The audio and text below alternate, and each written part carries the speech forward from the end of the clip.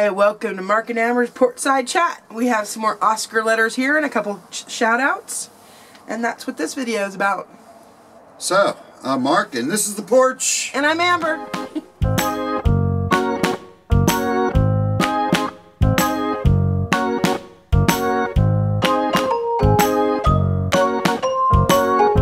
This is the second Oscar letter in its original form. But first we have a shout out to the little White House, and we're praying that your wife gets better. So, And Lovebird Central. Lovebird Central? Yes, they have the cutest little lovebirds. I haven't seen those since the department stores or dime stores stopped carrying them. Actually, I think the pet store in town had a pair a couple years ago, didn't they? Mm-hmm. Yeah. So, without further ado, Oscar, second letter, dated February 12th, 1988. As I mentioned previously, my younger brother Ben and I used to visit my father at the military barracks daily while he was kept in Odessa, the city where we were born.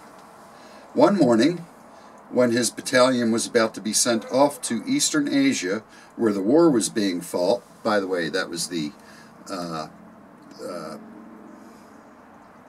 Japanese, I forget the name of Russo-Japanese War, 1904 to 1905.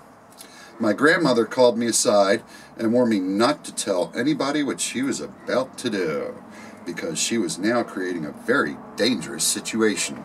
Ooh. She then proceeded to wind a very long, strong rope around the thickness of my middle finger, around my stomach, and kept going for a number of times until I felt like a balloon.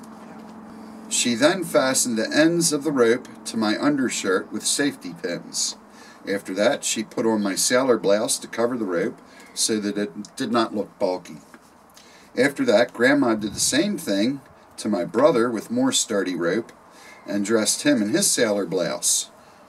Grandma then told me that she pinned a note in my right pocket for my father to read. Again, she warned me not to dare tell it to anyone else.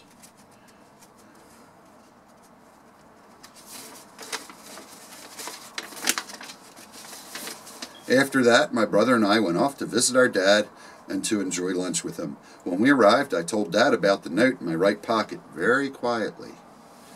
He took us both into the, he took us into a booth in the latrine and unwound the ropes and hid them where no one could see them.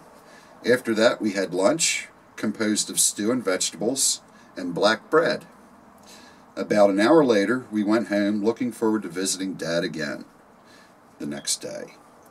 In the middle of that night, when we were all asleep, several army guards came knocking at the door and woke Grandma asking where my father was.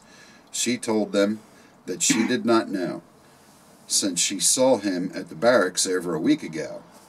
Earlier that night, my father used the ropes to let himself down from the second floor of his dormitory over the wall of the barracks and evidently disappeared. Military guards searched our apartment, looking under beds and in closets, but could not find him, so they soon left. Later that night, the guards again came back to awake us and searched the apartment and left. The guards returned the following night and every other night, hoping to find Dad, but failed.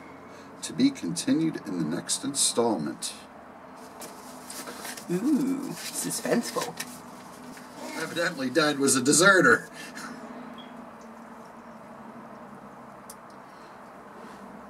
Which Oscar will corroborate. I guess we'll find out. We'll find out. We'll find out what happened to Dad. So, make sure you subscribe to find out what happened to Dad. And hit the like button and leave a comment. Thanks for watching. Have an awesome day.